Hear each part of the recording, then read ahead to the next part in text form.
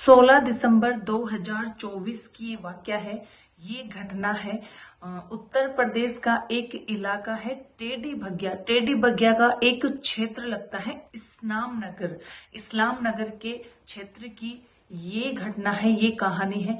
दरअसल एक गांव है, गांव में उनकी दुकान है। दुकान में गलती से एक टेम्पो या जानबूझकर एक टेम्पो घुस जाता है, जिसमें एक 10 साल की जो लड़की बेटी होती है उसके हाथ पे चोट आ जाती है। तो उसके बाप को बहुत गुस्सा आ जाता है और इस बात को लेकर दोनों में बहुत कहासुनी होती है। दरअसल वो जो टेम्पो है वो भी उसी बस्ती का है और वो जो लड़की और जो उसका पिता है वहां के रहने वाले हैं वो भी इसी बस्ती के हैं। अब उसको वहां पे उस बात को शांत होने के बाद में उसका जो बाप होता है लड़की का पुलिस वालों के पास जाता है, नेताओं के पास जाता है और बाकी अन्य लोगों के पास जाता है कि ये लोग हैं और ये लोग हमें रोज परेशान कर रहे होते हैं, ये जानबूझकर हमें परेशान करते हैं। दरअसल ये एक हमारा छोटा सा घर है जिसपे ये कब्जा करना चाहते हैं, हमारी मदद कीजिए। लेकिन उनकी मदद करते हैं या नहीं करते हैं, इस कहानी को हम आगे जानेंगे। कैसे 5-5 लाशें एक साथ मिलती है एक ही परिवार की, इस कहानी के पीछे का रीजन क्या है, इस घटना का रीजन क्या है, क्या वजह रही होगी जो एक ही परिवार के 5 सदस्यों की मौत एक ही कमरे में कर दी जाती है। इस कहानी को जानते हैं आगे। नमस्कार, मैं सुमन चौधरी और स्वागत करती हूं आप सभी का मेरे YouTube चैनल एक और नए वीडियो में नई घटना के साथ में। दरअसल ये कहानी जो है वो है उत्तर प्रदेश की राजधानी लखनऊ की। लखनऊ का एक थाना लगता है नाका थाना। नाका थाना क्षेत्र का रेलवे स्टेशन है। रेलवे स्टेशन के ठीक सामने एक होटल है। होटल का नाम है शरणजीत। होटल का नाम है शरणजीत होटल के कमरा नंबर 109 वो जगह है जहां पे 5 लाशें बिछा दी जाती है। 5 लाशें एक साथ एक ही परिवार की मिलती है। 1 जनवरी 2025 सुबह 8:30 बजे का समय रहा होगा। 5 लाशें एक कमरे में मिली थी। दरअसल 16 दिसंबर 2024 की जब वो घटना हुई थी, कहासुनी हुई थी, तो 2 लोग उसने क्या है कि पुलिस वालों के पास गए, लोगों के पास गए, थोड़ी पुलिस आई भी थी तो समझौता हो गया और समझौता इस बात को लेकर करवा दिया गया कि अब दोनों पक्षों के बीच में लड़ाई नहीं होनी चाहिए और आगे से सब कुछ ठीक ठाक चल रहा होना चाहिए, ठीक है। लेकिन उस बात को 2 ही दिन बीते थे, 17 और 18 की सुबह को दोनों पक्षों में वापस से लड़ाई हो गई क्योंकि वो उसी मोहल्ले के रहने वाले थे। पथराव स्टार्ट हो गया। तब वो उसके परिवार ने वहां से सोच लिया कि अब हमें यहाँ नहीं रहना है, लोग हमें परेशान कर देते हैं और इस परेशानी को आखिरकार हम कब तक चलेंगे। फिर से वो पुलिस वालों के पास गया, लेकिन इस बात को कोई भी गहराई में नहीं ली गई है। दरअसल 1 जनवरी 2025 की सुबह 8:30 बजे इतने दिन बीत जाने के बाद में जैसे तैसे उस परिवार ने निकाला और वहां से वो उस जगह को वो छोड़कर जाने की जब सोच लिए थे तो आगे चलकर उस परिवार के साथ ऐसी सोच हो जाएगी नहीं सोचा था किसी ने भी। तो वहां से उस होटल से एक लड़का जाता है और लड़का जाता है पुलिस वालों के पास में, तो कहता है कि यहाँ पे वो जो थाना था नाका थाना, वहां पे जो शरणजीत होटल थी उस होटल से एक लड़का जाता है और ये सूचना पुलिस वालों को देता है कि होटल नंबर उस होटल फलाना होटल में फलाना कमरा नंबर में 5 लाशें एक साथ पड़ी है, आपको जाकर देखना चाहिए। लेकिन उस टाइम में सुबह का समय था, 1 जनवरी सुबह का समय था, 8 8:30 बजे। लोग अपनी ड्यूटीज पे ठीक तरह से आ भी नहीं पाते हैं और जिनकी जो नाइट में ड्यूटी है वो ठीक तरह से मतलब किसी की बात सुन भी नहीं पाते हैं, उससे पहले वो लड़का वहां पे पहुंच जाता है और ये सूचना देता है। तो जो वहां पे जो अधिकारी जो मौजूद थे पुलिस वाले, वो उसकी बात को मजाक में लेते हैं और इसे सोचते हैं लड़का क्या कह रहा है सुबह सुबह। तो वो दोबारा से उससे पूछते हैं कि क्या क्या कहना चाहते हो, थोड़ा ठीक से बोलो। तो वो लड़का कहता है कि शरणजीत होटल में कमरा नंबर 109 में 5 लाशें गिरी हुई है, आपको जाके देखना चाहिए। तो उसके बाद को तब वो सीरियस लेते हैं और रियल में वहां पे जाके देखते हैं, कमरा नंबर 109 की तरफ वो रुख बदलते हैं अपना। तो वहां पे जाके देखते हैं तो 5 लाशें पड़ी मिली है, जिनका किसी का तो गला दबाया हुआ है, किसी का जो हाथ की नसें काट दी गई है कि उनकी मौके पर ही मौत हो जाए। अब उसका रीजन, अब कारण ये कि क्या किसी को पता भी नहीं चला उस होटल में कि यहाँ पे इस रूम में क्या हो रहा है। दरअसल आपको हम बता दें कि जो ये घटना हुई उससे पहले उन्हें जबरदस्त शराब पिलाई गई थी। ओके, उन्हें जबरदस्त शराब पिलाई गई थी और उनके मुंह में कपड़ा ठूंसा हुआ था ताकि उनकी आवाज उस रूम से बाहर भी ना जाए, किसी को पता भी नहीं चले और ना ही उन शराब के नशे में वो कुछ कहने या चिल्लाने या कुछ और करने की हिम्मत जुटा पाए। तो ये जो जब पुलिस सोचती है कि वो लड़का कौन है, 5 लाशों में थी एक महिला और 4 लड़कियां, और जांच पड़ताल में पाई गई कि ये आपस में माँ बेटियां हैं।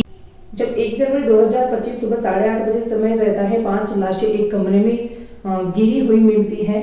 तो वहां पे जब जाके पुलिस देखती है तो सूचना अपने उच्च अधिकारियों तक पहुंचाती है। उनमें एसीपी, डीसीपी, एसएचओ वहां पे पहुंच जाते हैं और जांच करने के लिए बिल्कुल तैयार रहते हैं। तो जांच के दौरान पता चलता है कि उत्तर प्रदेश के आगरा का एक इलाका है, थाना ट्रांस यमुना टेढ़ी भाग्य का मोहल्ला बस्ती है, इस्लाम नगर, ये वहां के रहने वाले हैं।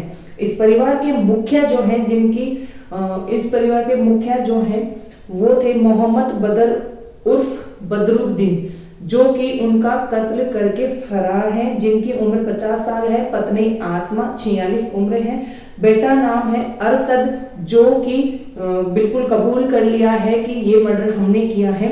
उसकी उम्र है 24 साल, बेटी अलीशा उम्र 19 साल, दूसरी बेटी रहीमन जिनकी उम्र 18 साल, तीसरी बेटी अक्षा जिसकी उम्र 16 साल, चौथी बेटी अलीशा 9 साल। ये है टोटल मरने वालों की संख्या। और एक दो इंसान जो कि एक तो वहां पे रेलवे स्टेशन के दूसरे उस पार गए हुए थे और एक जिन्होंने कबूल किया है कि ये मर्डर हमने किया है।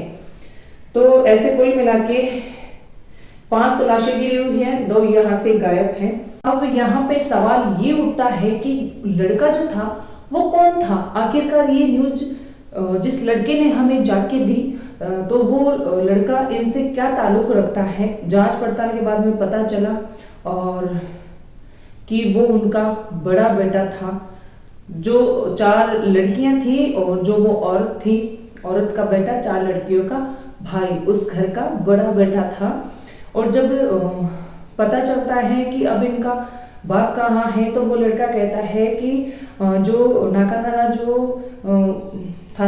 थाना के पास में जो रेलवे स्टेशन था उसकी तरफ कह के गया है कि वो भी अब नहीं जीना चाहते हैं और शायद अपनी जिंदगी को समाप्त कर लेंगे। लड़की के मन में भी जब वो उनका कत्ल करके निकला था वहां से तो यही सवाल था कि अब वो नहीं जी पाएगा और वो भी खुद को जाके कहीं पे खत्म कर लेगा। लेकिन उसके मन में पता नहीं क्या हुआ और उसने सोचा कि पुलिस को इन्फॉर्म किया जाता है और उसने जाके बिल्कुल कबूल कर लिया कि वो जो कत्ल है वो उसी ने किए हैं। अब यहाँ पे बहुत बड़े अफसोस की बात ये रहती है कि वो जो मोहम्मद बदर बदरुद्दीन और उनका बेटा आगरा में रहते थे, वो जो था घर का जो बड़ा सदस्य था कि उसका बाप, जो कि मर्डर करके चला गया था वहां से। उसका नाम था मोहम्मद बदरुद्दीन और उनका बेटा आगरा में रहते थे। ये कपड़े की फेरी लगाते थे। फेरी का मतलब होता है कि कपड़े बेचना। कपड़े बेचने का उनका काम था। 30 दिसंबर 2024 को वे लखनऊ के नाकाताला क्षेत्र के होटल को संजीत होटल कमरा नंबर 109 में रुके थे और 30 तारीख को भी वहीं थे, 30 को और 31 को भी वहीं थे। ये घिनौनी हरकत उन्होंने नाइट में कर दी थी, 31 की नाइट को, जब सुबह ये सूचना दी 8:30 बजे 1 जनवरी को, है ना। तो उस लड़के से जब रीजन पूछा गया कि ऐसा क्या कारण है जिसने कि तुम दोनों बाप बेटों ने ऐसा घिनौना हरकत की, इतना घिनौना कदम उठाया है, तो उस लड़के ने कहा हमारे एक छोटा सा मकान है जिस पे लोग कब्जा करना चाहते हैं, जिसको लेकर हमें बहुत परेशान किया गया था।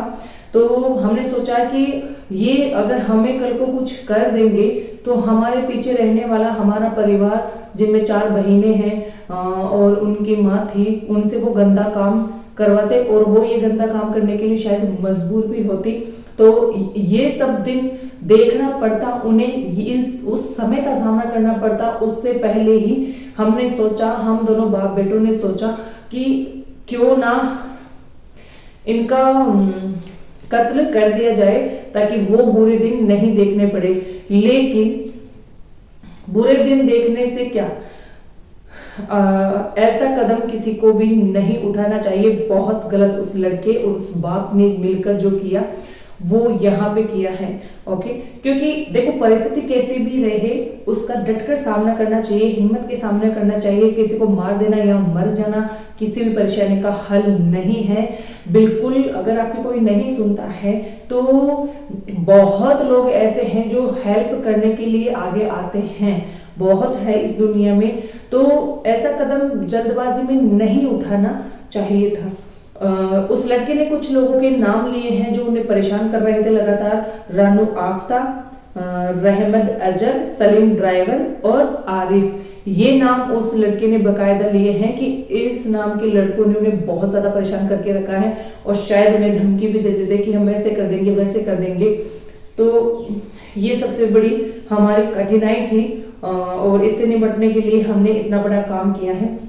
और उस लड़के ने उत्तर प्रदेश के मुख्यमंत्री योगी आदित्यनाथ से अपील करता है कि जिस तरह से आप कार्रवाई कर रहे हैं वैसे ही कीजिए। जिस प्रकार एक पहले अगर हम मर जाते और हमारे बाद में अगर जो कार्रवाई होती, अभी भी आप वही कार्रवाई कीजिए। हमने जो गलती करी है हम उसे कबूल करते हैं और आपको जो करना है आप सभी लोग कीजिए। इतना कह के उस लड़के ने अपने शब्द जो हैं वो समाप्त कर लिए और बकायदा कबूल भी कर लिया।